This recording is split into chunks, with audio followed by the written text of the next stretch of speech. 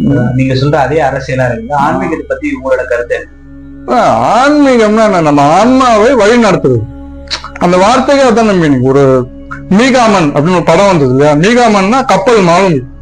நம்ம ஆன்மாவை வழி நடத்தக்கூடிய ஒரு கப்பல் மாலுமி மாதிரி எது இருக்கோ அதுதான் ஆன்மீகம்.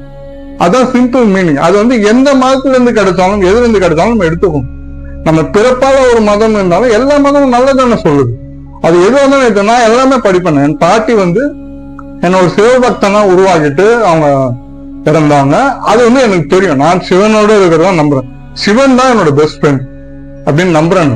இப்ப நான் சொன்னேன் ஊருக்குள்ள எனக்கு ஃப்ரெண்ட்ஸ் இல்லைன்னு. அதெல்லாம் நினைக்கும் போதெல்லாம் எனக்கு வெளியில இருந்து ஆள் அனுப்புறது அவர் தான் நினைப்பேன்.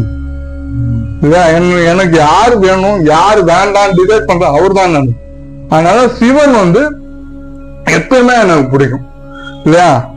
உள்ளம் பெருங்கோயில் ஊன் உடம்பு ஆலயம் நான் நம்புறேன். திருமூலரை நான் நம்புறேன். எனக்கு எப்பயுமே ரொம்ப பிடிக்கும். இவ்வளவு சொல்றோமே, நம்ம டிசபிலிட்டி அப்படின்றத மீறி வந்தோம் அப்படின்னா அதுக்கும் ஒரு காரணம் இருக்கும் இல்லையா? உடம்பினுள்ளே உத்தமன் கோயில் கொண்டதனால் உடம்பினை யான் இருந்து ஓம்புகின்றன அப்படின்ற திருமூலர். சோ இந்த உடம்பு எனக்கு முக்கியம். நான் ஒத்துக்கிட்டேன். எனக்குள்ள அவன் இருக்கான் இல்லையா, என்னோட ஃப்ரெண்ட் அப்படின்னு எனக்கு தெரியும். அது ஒரு பக்கம். இன்னொரு பக்கம் நம்ம வேற கிறிஸ்டியானிட்டியோ இஸ்லாமோ என்ன நல்லதுனாலும் நான் எடுத்துக்கணும். அதனால எனக்கு நம்ம கிளைண்ட்ஸ் பார்க்கும்போது எல்லாருமே வருவாங்க இல்லையா? அதனால அவங்க சைட்ல என்ன நல்லது இருக்கோ அதெல்லாம் நான் கத்துக்கிறேன் இல்லையா?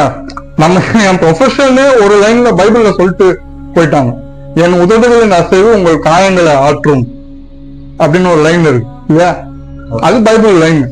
சோ எனக்கு ஆச்சரியமா இருந்தது. என்னடா நம்ம பார்த்து ஒரு வேலையை பார்த்துட்டு இருக்கோம், இதை ஒரு லைன்ல சொல்லிட்டு போயிட்டாங்களே அப்படின்னு ரொம்ப ஆச்சரியமா இருக்கும். அந்த மாதிரி நம்ம யாருக்காக என்ன நல்லதுன்னு நினைக்கிறோமோ அது எப்படி போய் சேர்ந்தா இல்லையா? அது ஒற்றுமையை வழக்கத்துக்கு பயன்படணும். அன்பார்ச்சுனேட்டா அது ஆப்போசிட்டா நடந்துட்டு இருக்கு இல்லையா? அது எனக்கு அது விருப்பமே இல்லை, உடன்பாடும் கிடையாது. என் பாட்டியே எனக்கு தான் சொன்னாங்க, நீ நம்பு, எல்லாரையும் நம்பு, மூட நம்பிக்கை கூடாது. ரொம்ப வித்தியாசமான பாட்டி. எனக்கு எல்லாம் பெரியாரையும் சொல்லி கொடுத்தாங்க, சிவபெருமானையும் சொல்லி கொடுத்தாங்க. அந்த மாதிரி ஒரு காம்பினேஷன். மூட நம்பிக்கைன்னா எதிர்த்து கேள்வி கேள்வி, அனாவசியமா பண்றாங்களா, உனக்கு பிடிக்கல கேள்வி கேள்வி விடாத. அதே சமயம் கடவுளை நம்பு. உனக்கு ஒரு உணர்வு இருக்கா, அது உனக்கா வரட்டுமா, நீ